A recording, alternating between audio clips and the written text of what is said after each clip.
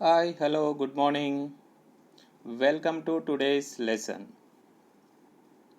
If you like my videos, please subscribe, like, comment, and share.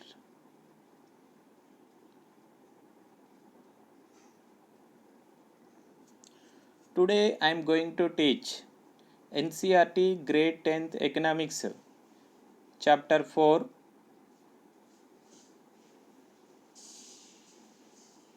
that is about globalization and the Indian economy. In this chapter, the main topics which we are going to learn are: one is production across countries. Second topic is interlinking production across countries. Third topic is foreign trade and integration of markets. Fourth topic is what is globalization. Fifth topic is factors that have enabled globalization. Sixth topic is World Trade Organization, that is WTO. Seventh topic is impact of globalization in India. And the last topic which we are going to learn is about the fair struggle for the globalization. These are the topics which we are going to learn from today's lesson. Let me introduce about this lesson, that is globalization and the Indian economy.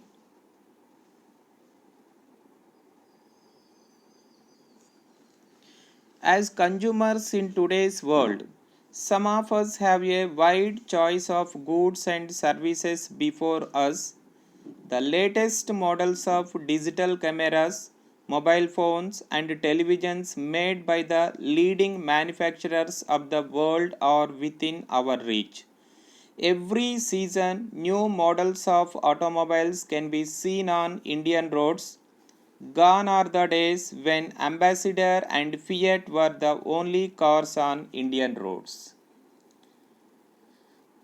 As a consumer, in today's world, we know very well in our surroundings, in the markets, there are number of goods are available. The best example, if we take mobiles, there are many companies, mobiles are available in the markets. First, we can take the Apple, then second one is Nokia, then Lenovo, Samsung, LG, Redmi, like that there are number of brands are available in the market. Means being a consumer, we have the choice to select the best mobile from the market. The latest models of digital cameras, number of companies are manufacturing the cameras. Even the televisions also, there are number of brands available in the markets. Not only these, each and every product is having the different brands in the market, and according to these different brands, consumers have the right to select the best goods from the markets.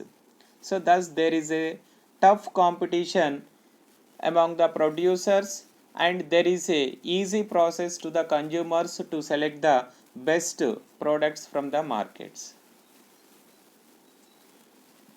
Every season new models of automobiles can be seen on Indian roads.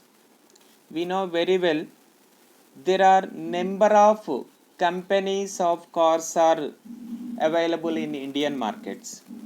At present, we can see the leading producers of cars are Honda is one of the leading producer, Maruti Suzuki, Hyundai, BMW. Like there are many companies are manufacturing the cars. There are many products, different models which are available in the present markets in India. But in olden days, we have only two major brands of cars are available. Gone are the days when Ambassador and Fiat were the only cars on Indian roads. but we have number of brands, number of models from each company available in Indian markets. Today, Indians are buying cars produced by nearly all the top companies in the world. Just now, I told that the companies of Honda, Hyundai, Maruti Suzuki, BMW, Skoda, then Toyota, Tata, there are many companies cars are available in the Indian markets. But in olden days, only two main companies were available. One is the Fiat, second one is the Ambassador.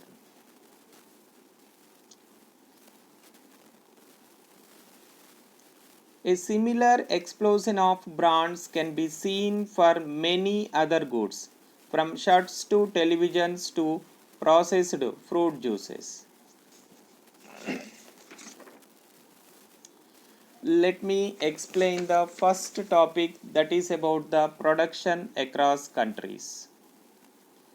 Until the middle of the 20th century, production was largely organized within the countries, which means the production process was organized only within the countries till 20th century. The exports and imports between the countries were very limited. What crossed the boundaries of these countries were raw materials, food stuff and finished goods.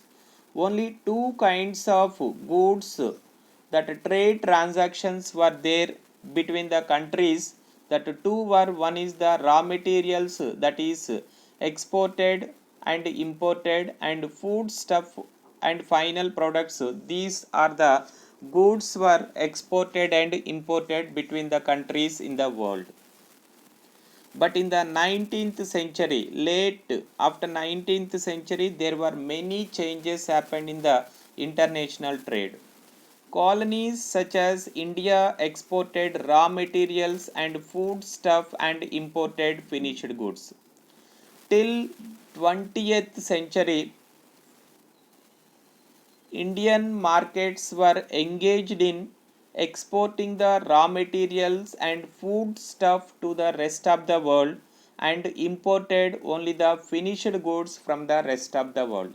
These were the limited quantity of exports and imports were done by the Indians with the rest of the world.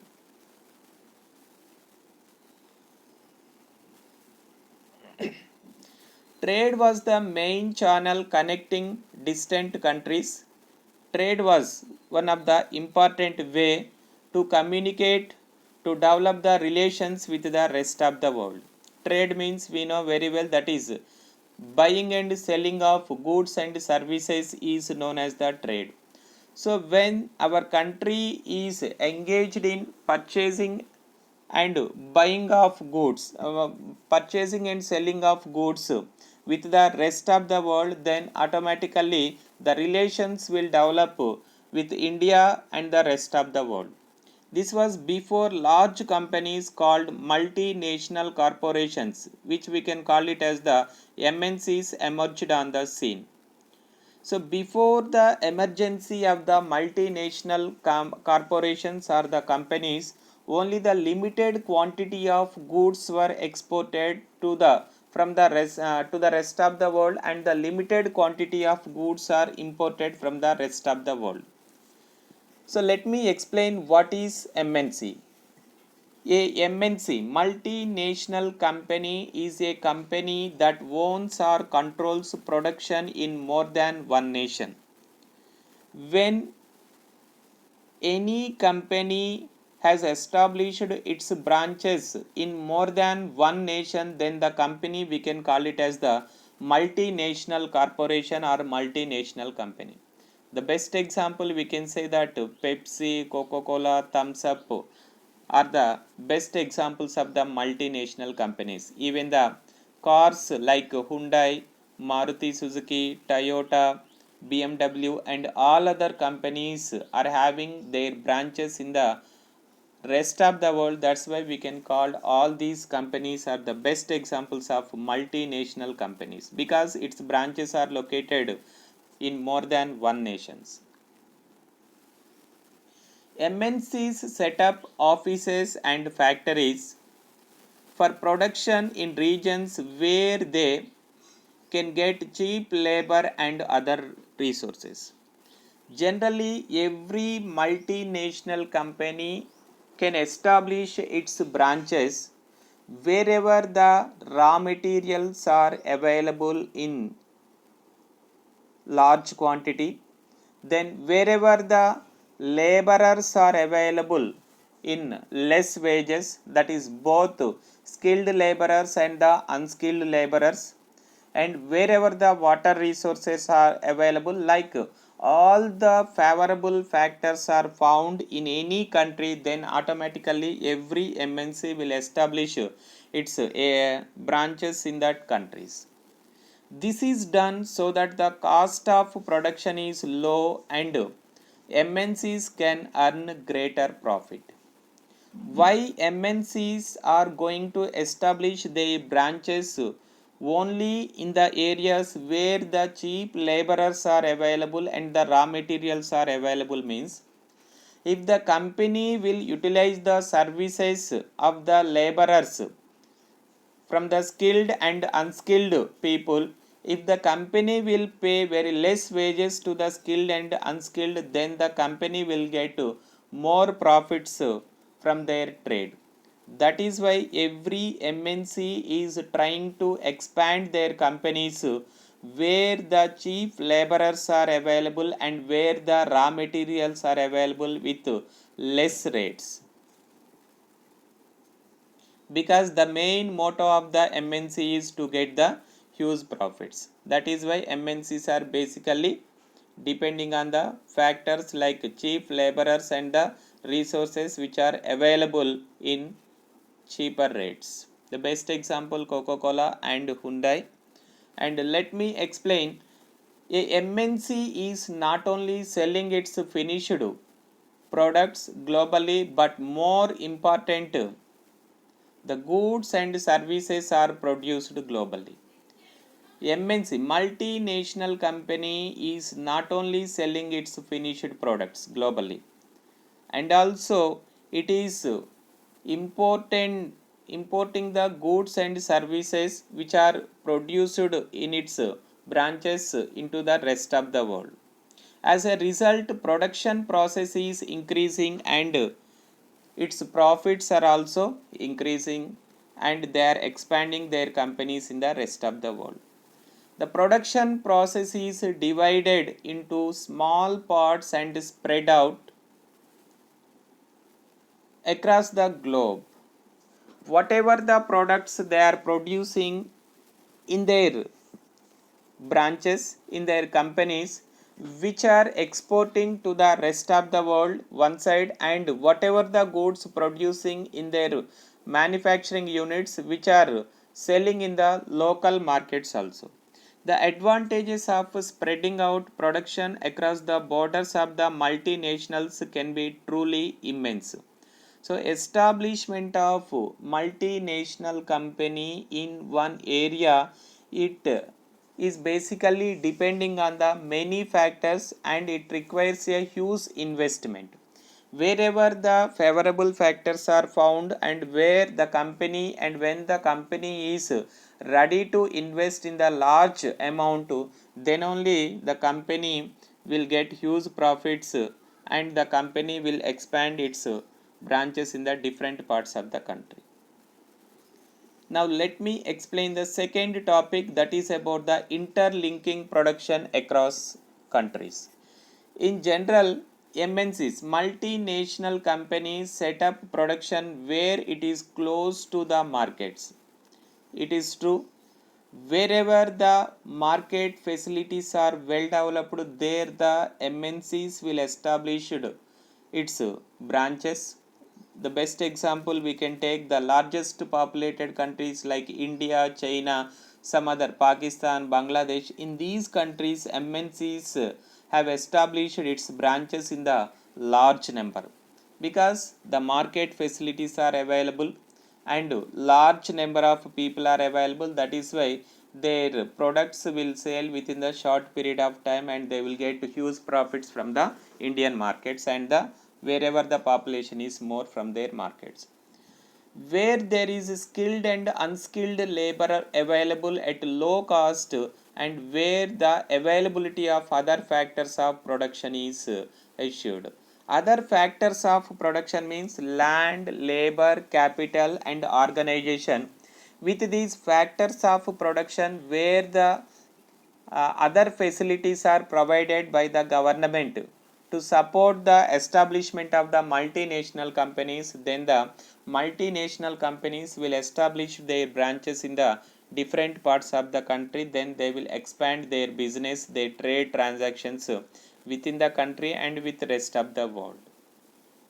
Now let me explain which are the factors affecting on setting up of MNCs. Generally, every MNC is established its branches in rest of the world where the favorable factors are available. The first favorable factor which is affecting on the establishment of MNCs in any nation is availability of cheap laborers. So availability of cheap laborers means both skilled and the unskilled laborers. If the laborers are ready to work at lower wages, then the MNC will get huge profits from the local trade, from the manufacturing of goods and services. That is one of the factor which is highly influencing on the setting up of the multinational companies in a nation. And the second important factor which is affecting on the establishment of multinational companies in a nation is availability of raw material. Whatever the products they are producing in any nation, that raw material is required. So if the raw materials are available in large quantity, then it is easy to establish the branches in that particular area. That is the second factor which is essential. Then the third factor which is affecting on the setting up of multinational companies are availability of market facilities. If market facilities are well developed and large number of people are ready to purchase their products from the markets, then the MNCs will establish the agencies or its branches in the nations. Thus they will get huge profits from the local trade and the international trade. And the next important factor which is affecting on the establishment of MNCs in a nation is transport facilities. Transport facilities are like roadways, railways, waterways and airways. When all these four means of transport network is well developed in any nation, then it is easy to export the goods and import the goods from one place to another place. Then wherever these facilities are available and well developed, then the MNCs will establish its branches in the countries. Then the next important factor which is affecting on the establishment of MNCs is government policy. When the local government or the central government will support to the establishment of MNCs by providing land with less rate, less than the market prices, when the government is provided some machinery and equipment on subsidy basis, when the government is providing electricity facility on subsidy basis, like that the government policy also one of the important factor which is affecting on the establishment of multinational companies in a nation. And one more factor, that is availability of water resources. If water resources are available, because water is essential for the production of almost all kinds of goods, that is why if water resources are available very nearer to its branches, then it is easy to establish the branches in a nation. So these are the different factors which are affecting on the establishment of multinational companies in a nation. Wherever these facilities are available, then it is easy to establish the branches in the different parts of the country. Once again, let me explain the factors which are affecting on the establishment of the MNCs in a nation are: one is the availability of raw material, second one is the availability of both skilled and the unskilled laborers with the low wage rates, and the third one is the huge investment is required, then market facilities are required, then power resources are required, availability of land, and at last transport facilities. All these are the important factors which are affecting on the establishment of multinational companies in different parts of the world. Having assured themselves of these conditions, MNCs set up factories and offices for the production. So whatever the factors just now we discussed affecting on the establishment of MNCs, if these factors are available favorable to the MNCs, then every MNC will establish its branches in the rest of the world. In that, the first thing is required investment. Investment is nothing but the money that is spent to buy assets such as land, building, machines, and other equipment is called investment. So, from the investment, the owners of the company will purchase the land, will establish the building, and will purchase the machines and other required equipments for the production of goods and services. Whatever the amount they used for the purchase of all these requirements, that amount we can call it as the investment. Generally this investment is done by the owners of multinational companies. If they have sufficient investment, then they will establish the MNCs. If they do not have the sufficient investment, then they will take loans from the banks and many other sources. Then the second, foreign investment. Foreign investment is nothing but investment made by the multinational corporations is called foreign investment. Example, if any multinational company will establish its branch in India, thus before establishing of its branch in India, they have to purchase the land, they have to purchase the machinery, they have to construct the building, and they have to purchase the many other materials required for the production of goods and services. So whatever the materials required for the establishment of these branches in India, the amount whatever they are going to spend for all these, we can call it as the foreign investment.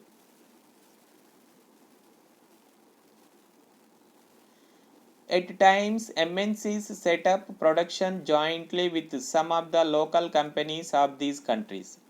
Sometimes what will happen, MNCs will establish their branches in other nations independently, and in sometimes these MNCs are going to establish the branches with the support and with joint investment of local companies.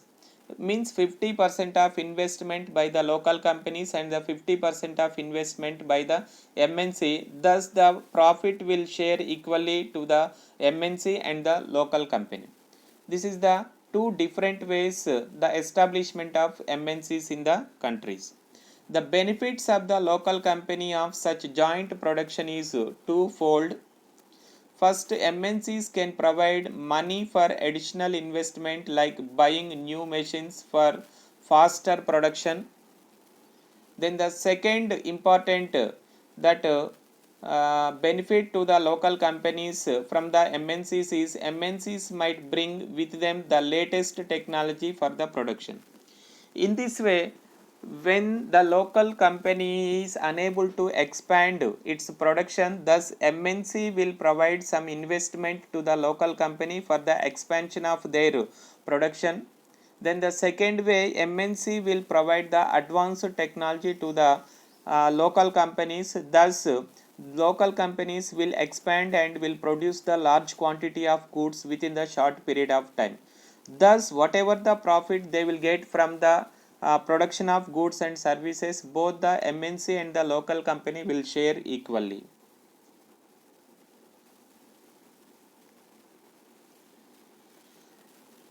The most common route for MNC investment is to buy up local companies and then expand production. Then the second way, sometimes what will do, MNCs will purchase the assets of the local companies and they will continue the production process whatever the assets purchased by the MNCs from the local companies. Means Instead of the old technology, the MNCs will introduce the new technology, and MNCs will introduce the new machines, and MNCs will follow the advanced methods for the production of goods and services. Thus the MNCs are going to purchase the local companies and going to expand their production process in the entire country. MNCs have tremendous power to determine price, quality, delivery, and labor conditions for these distant producers. So generally every MNC company, it is very powerful, and it knows very well what type of rules are to be followed for its skilled and the unskilled laborers, and how much wages to be paid for both the skilled and unskilled laborers. Like everywhere they can follow the rules and regulations according to the labor service rules.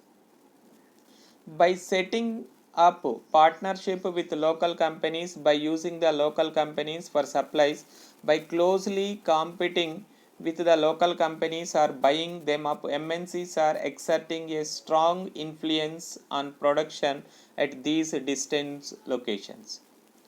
As a result, production in these widely dispersed locations is getting interlinked. Because of these different ways, then the MNC is interlinking with the local companies and producing the goods in the large quantities by using the new and advanced technology and the new machines.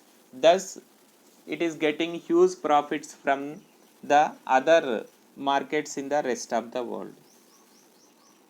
Thus it is interlinking with the rest of the world. Now the next concept, let me explain about foreign trade and integration of markets. Foreign trade is nothing but the exports and imports between the countries is known as the foreign trade. Example, India is having the foreign trade with rest of the world, means whatever the surplus products we have in our country, we are exporting to the rest of the world, and whatever the materials required for us, and we are importing from the rest of the world. These trade transactions of exports of goods and services and imports of goods and services, together we can call it as the foreign trade. For a long time, foreign trade has been the main channel connecting countries. Foreign trade creates an opportunity for the producers to reach behind the domestic markets. Due to the foreign trade, then the foreign affairs, that relations between the countries, between one country to other countries in the world have been developed, because by exporting of goods and services, by importing of goods and services, these relations were well developed. Producers can sell their produce not only in local but also in the rest of the world. But previously the goods whatever produced in the local, which are supplied to the local markets, and local people are only entitled to purchase the goods, the whatever are produced in the country. But at present, due to the globalization process and the foreign trade, the goods, every company has the right to sell its products not only in the domestic, even in the rest of the world also. Similarly, for the buyers, import of goods produced in another country is one way of expanding. In general, with the opening of trade, goods travel from one market to another, not only within the country, even to the rest of the world also. Choice of goods in the markets rises, prices of similar goods in the two markets tend to become equal. Producers in the two countries now closely compete against each other, even though they are separated by thousands of miles. So, due to this foreign trade, then the competition is increasing between the traders, within the country and in the rest of the world also. And there was a tough competition between the local producers and the foreign producers. Due to this tough competition, the production is increasing and they are trying to get the huge profit, and they are going to produce the quality of goods because consumers are ready to purchase only the quality products. That is why the quality of production is also increasing due to the heavy competition and tough competition among the producers. Now, let me explain about what is globalization. It is one of the important concept. Globalization is the process of rapid integration or interconnection between the countries. Globalization is the process of interacting the countries with each other by exporting and importing of goods. The process of exporting of goods and importing of goods and services between the countries also we can call it as the globalization. MNCs are playing a major role in the globalization process. Because of the MNCs and its functions, the globalization process is extended in the entire world. There are many advantages from the globalization process, that is the exporting of goods and services and importing of goods and services between the countries in the world. Due to the process of globalization, most regions of the world are in closer contact with each other. Means the relations are developing between the countries when these countries are engaged in export and imports of goods and services. And the second advantage is investment flow from one nation to another nation.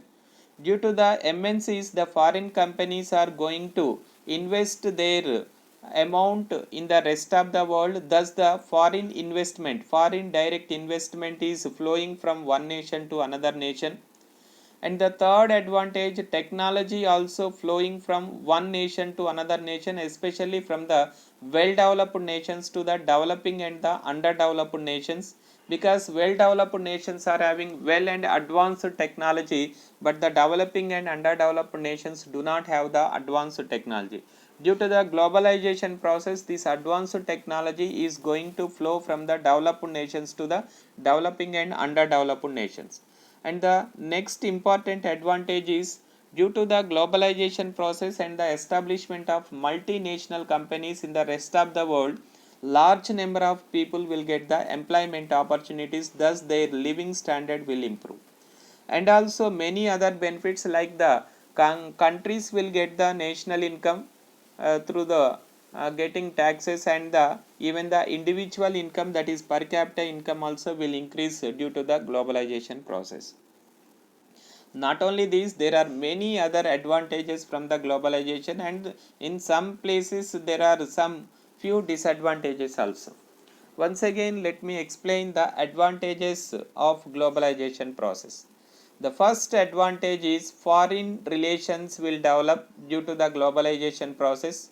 And the second advantage is the foreign direct investment will flow from the developed nations to the developing and the underdeveloped nations.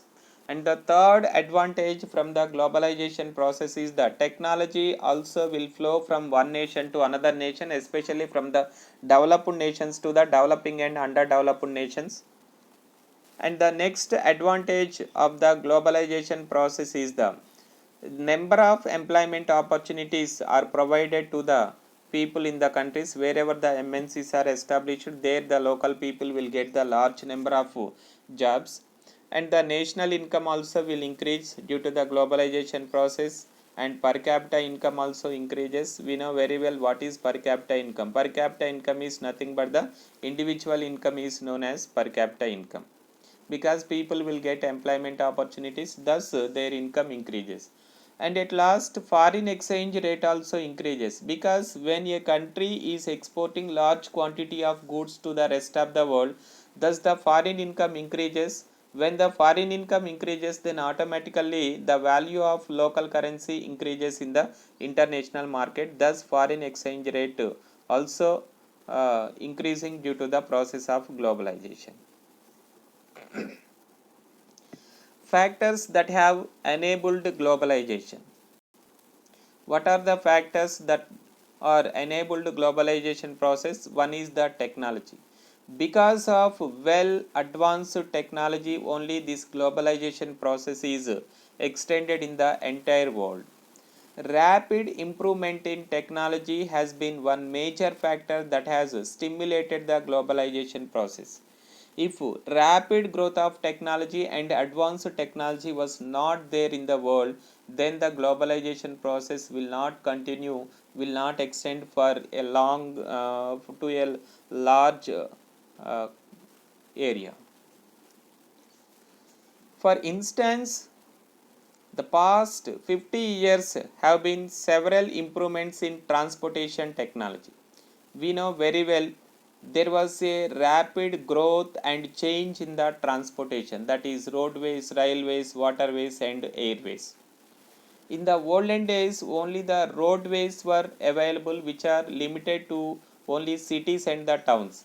But at present, the road transport network is extended to the remote areas also, and the railway network is well developed, airways, waterways also well developed. Because of these developmental activities, the means of transport and communication, within the short period of time the goods are going to be delivery to the long distances.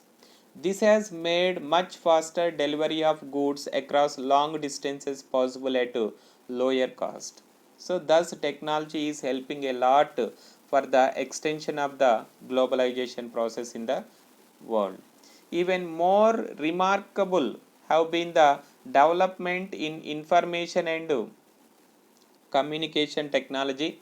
Even the information and communication technology is also helping a lot for the extension of the globalization process in the world.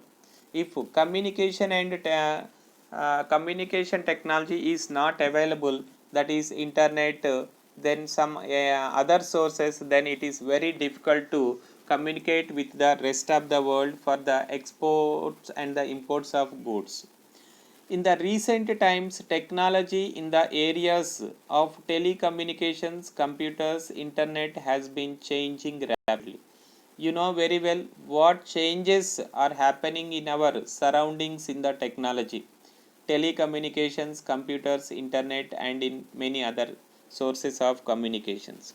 So, in 20 years back, only the telephones were available with wires. At present, the Android mobiles are available. Means there was a lot of development and change in the telecommunication system. And in olden days, computers were there but internet facilities were not there. But at present, in each and every area this internet facility is extended. So these were the changes happened in the telecommunications, computers and internet. So all these are helping a lot for the spread of and extension of the globalization process in the entire world. Telecommunication facilities such as the telegraph, telephone, including mobile phones, fax are used to contact one another around the world. Within the short period of time, we can communicate and we can send the messages to a large number of people, those who are living far away from us. Computers have now entered almost every field of activity. Almost in all kinds of activities are basically depending on the computer only. Internet also allows us to send instant electronic mails. You know very well about emails. I no need to explain about emails because you have the experience how to make the email and then how to send the emails to your friends and others, and talk voice mails across the world at negligible cost. These are the favorable conditions for the extension and the spread of globalization process in the entire world. Now once again we can see the favorable conditions for the spread of globalization process are: one is the development of transport ways such as the roadways, railways, waterways and airways. which are helping a lot for the globalization process, and computers are also helping a lot for the globalization process, that is interaction with the rest of the world by exporting and importing of goods and services. Internet also helping a lot. Telephone, mobiles and all other different communication technology is helping to the globalization process.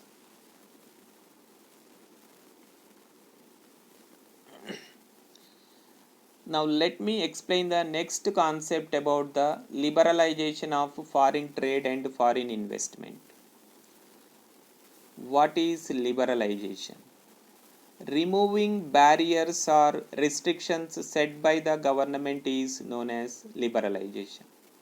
Liberalization, in another way, I can say that free from all the instructions, free from all kinds of restrictions is known as liberalization. Previously, the government imposed many restrictions on international trade, that is foreign trade, for exporting and importing of goods and services. When the government is removed all these restrictions for the exporting and importing of goods, then the process we can call it as the liberalization. Means whatever the instructions and the barriers were removed on international trade or in the foreign trade is known as the liberalization. With the liberalization of trade, business are allowed to make decisions freely about what they wish to import or export. Before liberalization, the companies and owners do not have the liberty to what kind of goods to be import from the rest of the world and how much quantity of goods to be export to the rest of the world. When this liberalization process has introduced, when the government is removed the restrictions or barriers on the international trade, then the owners of the companies became free and they have the choice to select the quantity of goods to be exported to the rest of the world and what kind of raw materials to be imported from the rest of the world. The government imposes much less restrictions than before and is therefore said to be more liberal. Tax on imports is an example of trade. Means government will impose the taxes on the imports of goods and services which are from the rest of the world. It is called a barrier because some restrictions has been set up. Government can use trade barriers to increase or decrease foreign trade and to decide what kind of goods and how much of each should come into the country. Due to the liberalization process, the owners have the freedom for exporting and importing of goods and raw materials. The Indian government after independence had put barriers to foreign trade and investment. It means after getting independence, Indian government made many restrictions on the exports and imports of goods and services and also made many restrictions on the foreign direct investment. Means did not allow the foreign companies to establish their branches in our country. This was considered necessary to protect the producers within the country from foreign competition. Because if government will allow the MNCs to India, thus Indian companies will not compete with the foreign companies, thus Indian producers will face many problems. That is why to protect the Indian producers from the rest of the world, Indian government did not allow the foreign companies to India. Industries were just coming up in 1950s and 1960s and competition from imports at that stage would not have allowed these industries to come up.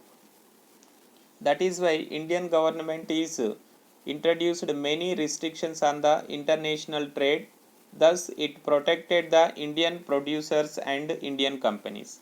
Thus, India allowed imports of only essential items such as machinery, fertilizers, petroleum, and many other essential goods.